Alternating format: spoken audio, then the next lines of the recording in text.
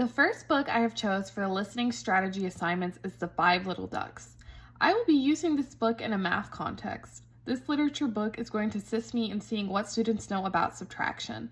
In a classroom setting, each student would have 5 sets of ducks like this. I'm going to demonstrate this listening strategy to you now. So, 5 little ducks went out one day over the hills and far away. Mother duck said, quack, quack, quack. But only 4 little ducks came back. So I would ask the students, can you show me how many ducks are left? So they would take one away and they would be left with 4. Then 4 little ducks went out one day over the hills and far away.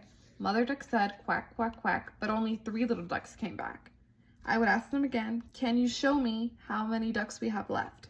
They would take one away and they'd be left with 3.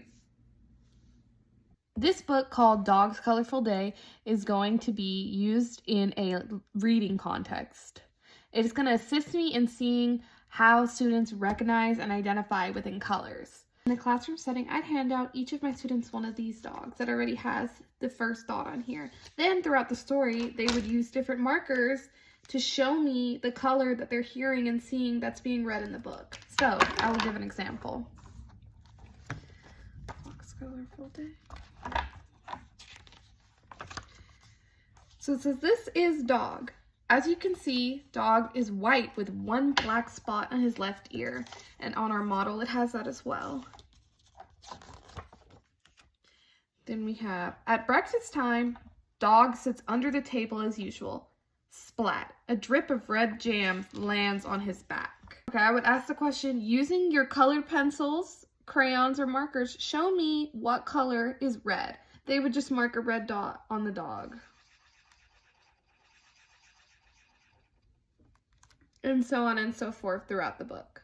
The final book that I chose for the listening strategies assignment is Jumping Jill Went Down the Hill. This is going to be used in a reading context, and this is going to be related to rhymes. Throughout this book, there's different rhymes, and I just want to be able to see how well the students identify and can hear the rhymes.